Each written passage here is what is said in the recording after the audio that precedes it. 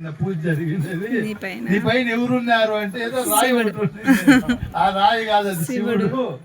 దేవుడు అయ్యా స్వామి, అది సామాన్యమైంది కాదు. దేవుడు ఉన్నాడని నీకు పూజ జరిగింది. ఇప్పుడు దేవుడు లేడు నీ పైన, నీకు పూజ తిక్కోళ్ళు. ఆ ఊరు వాళ్ళు మహా మేధావులు, వాళ్ళు సామాన్యులు కాదు, దేవుడు బండి వాళ్ళు. ఎందుకు పూజ చేస్తారు నీకు? అప్పుడు ఈ శివుడు పార్వతికి కథ చెప్పాడు, నేను పూజ వస్తువులు కాదు, నేను అందరి వల్లే మానవోపాధికి వచ్చాను.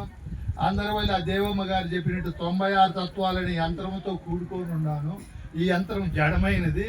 ఈ యంత్రాన్ని నడిపేవాడే ఆత్మస్వరూపుడు, అదే పరమాత్మ. ఆ పరమాత్మ నేనని నా గురువు ద్వారా తెలుసుకున్నాను. ఆ గురువు నాకు గుర్తు వచ్చాడు. ఏమని గుర్తొచ్చాడు?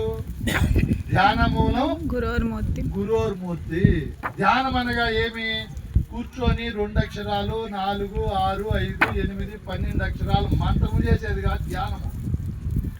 నీవు పరమాత్మని గురువు చెప్పిన తరువాత నేను పరమాత్మనని ఎప్పుడు ఆనందంగా ఉండడమే ధ్యానం. నువ్వు జాగ్రత్తలో ఉండు, స్వప్నంలో ఉండు, సుషుప్తిలో ఉండు, ఏం పని చేస్తా ఉన్నా ఏమని ఉండాలి నువ్వు? నేను సాక్షాత్ ఈ సృష్టికి పరమాత్మ స్వరూపుడును.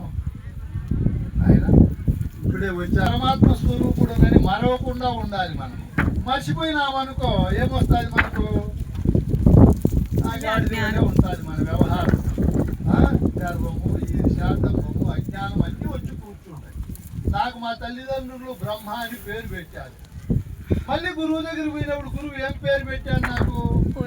నువ్వు ఆనంద స్వరూపుడు అయిన పరమాత్మనైనా, ఈ సృష్టికి జగదధిష్టాన స్వరూపుడు, నిన్ను మినహా దేవుడు లేడు, నువ్వే అన్ని ఎరిగే దేవదేవుడు అని నా గురువు 3 దీక్షలు ఇచ్చాడు. మన దేవమ్మ గారు చెప్పారు, దృగ్దీక్ష, స్పర్శ దీక్ష, వాక్ దీక్ష అని 3 దీక్షల ద్వారా ఈ సమస్త సృష్టిని ఎరిగే పరమాత్మవు నీవు అని చెప్పాడు.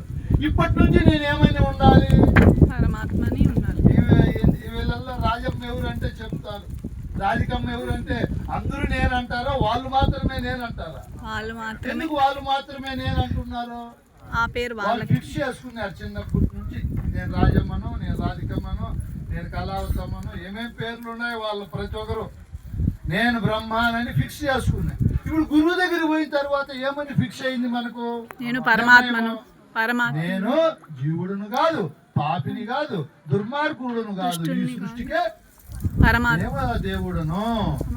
భూతత్వాన్ని ఎరిగేవాడు, జలతత్వం, అగ్నితత్వం, వాయుతత్వం, ఆకాశతత్వం, నక్షత్ర మండలాలన్నీ ఎరిగేవాడని నేను.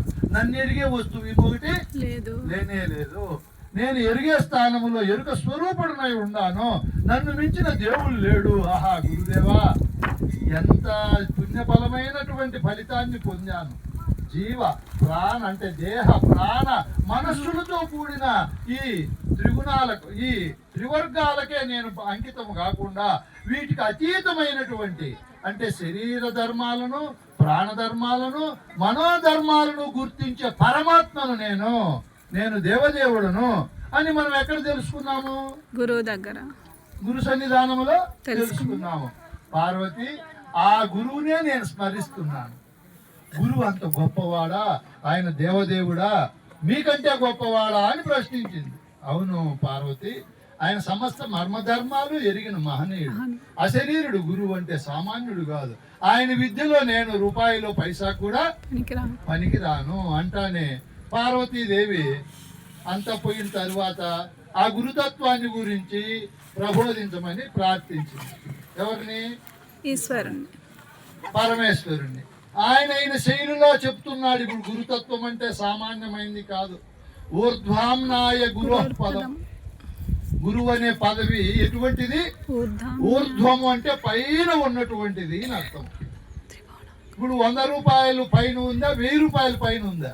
1000 రూపాయలు పైన ఉందా? 1,00,000 రూపాయలు పైన ఉందా? 1,00,000. అది పైన ఉందా? 1,00,00,000 రూపాయలు పైన ఉందా? ఇప్పుడు భూమి పైన ఉందా? ఆకాశం పైన ఉందా? ఆకాశం. ఇప్పుడు ఈ సృష్టిలోని అన్నిటికంటే పైన ఉండేది గురువు అనే పదం, గురువు అనే పదవి, గురువు అనే వస్తువు. ఎక్కడుంది? అది పైన ఉంది, గొప్ప స్థానంలో ఉంది. దానికి మించిన స్థానములు ఇంకొకటి లేదు. ఊర్ధ్వాంనాయ గురోపదం. త్రిభువనంకారాఖ్య సింహాసనం. త్రిభువనములను అంటే జాగ్రత్త, స్వప్నము, సుషుప్తి అనే 3 అవస్థలకు ఆధారమై ఆ 3 అవస్థలను ఒక సింహాసనముగా మార్చుకొని వాటికి ఆధారంగా అధిష్టానంగా కూర్చొని ఉన్నదే గురుతత్వం.